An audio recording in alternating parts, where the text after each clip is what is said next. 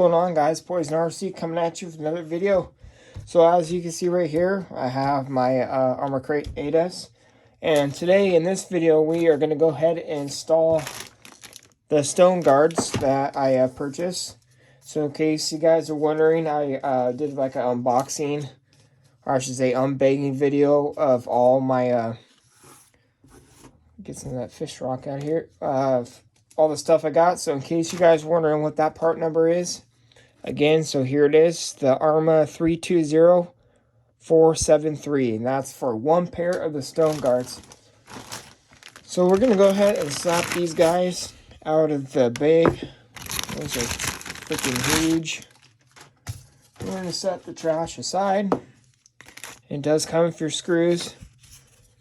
I'm going to say right now, out of the box, or I should say out of the bag, some really thick plastic. Pretty well designed. I mean, it doesn't bend at all either. Very little flex. And so, let's see how these go on. So, pretty much, I'm only going to do one video tonight. I'm sorry for that, because it's just kind of late. But, so our stone guards, they're going to mount in these holes up here. So you're going to put one over here and one at the other stone guard over here. And, let's see here. So the first one, I'm just going to go ahead and slap over here, and they just kind of, let's say, kind of press in. Sorry, my hand was in that. You want to grab your other one, and they pretty much, like I said, they go in this little hole right here. They kind of like have a hex design on the plastic. Just going to go ahead and press your other one in there, just like that. And you want to make sure, if you're installing correctly, that this sits on the outside here. So you don't have to, these don't sit on the inside, they sit on the outside of your slide guards here on your kraton. So you want to go ahead and grab your two screws that were provided, or I should say should be provided in the package, which most of the time they are. And then you're going to go ahead and grab and these are 3mm, so these are socket style head screws, and might be a tight fit because, you know, it is kind of brand new. And you're going to set that in there, and you might have to start it like those. I kind of had to start.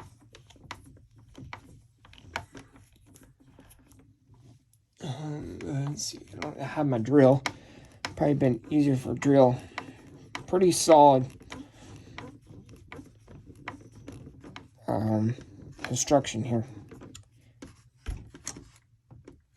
And so, it doesn't look like it's seated in all the way, but it is. I mean, the screw won't get any tighter unless you reef on it, like I just did. So yeah, that one's on, and you pretty much do the same process with the other one.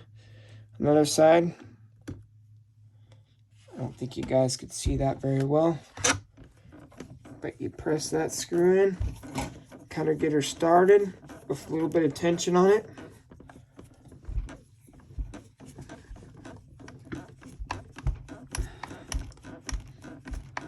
It's a nice tight fit, which is nice. Now you want to make sure that your bowl, your 3mm socket head screw is as tight as it get, but not like over tighten. The reason why, see if I can do this here. I'm gonna back up a little bit, see if I could zoom in. So the reason why I'm saying that is this little piece down here. Of course, I grabbed my biggest, not that it matters, pointer stick. The reason why is this, there's a little gap here, and I mean, the screw is as tight as it's going to get right now.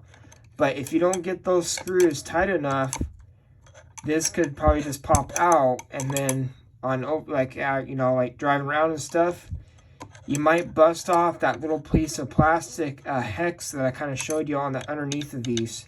That little hex that sits in that hole. If the screws ain't tight, this could come off.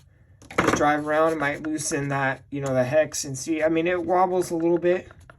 But I know that's the best I could do.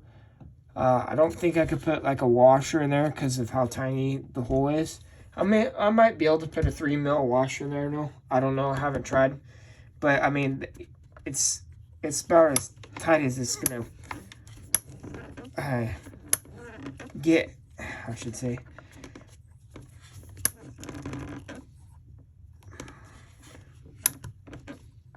So, I mean, that's the tightest I get. I think they gave just a little bit too long of a screw.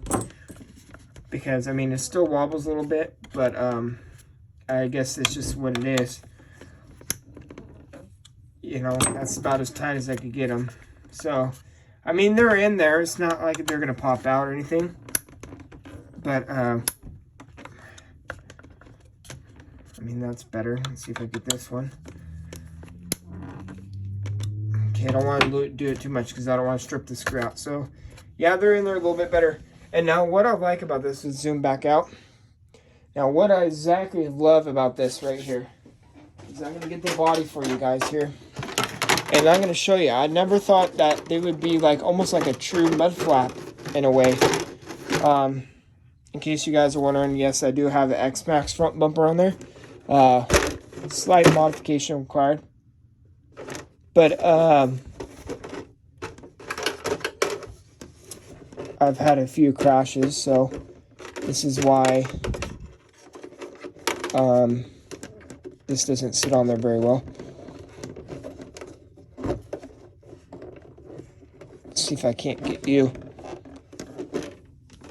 I'll do that, mess with it later. But I'm going to pop you off my stand here. Let's see if I can't show you guys. So, as you can see, sort of, it's almost like a true mud flap in a way. Or I should say, almost like a true, here I'm going to set you down.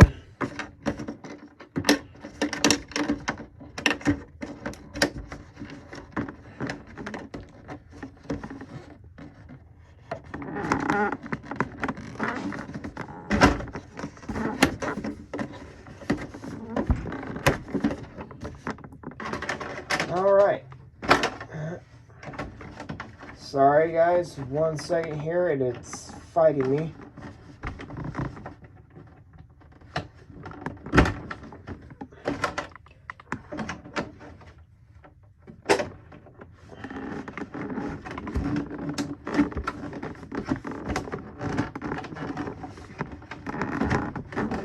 Alright.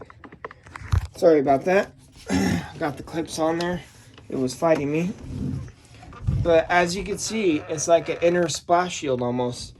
And I really like, it's just, it sits in there really nicely. And, you know, like down here, you have just a little gap now versus that big mega gap. So I think those are definitely worth purchasing for that. I just like it. It's kind of like a true functional splash guard. So I should definitely keep a lot of rocks out of that.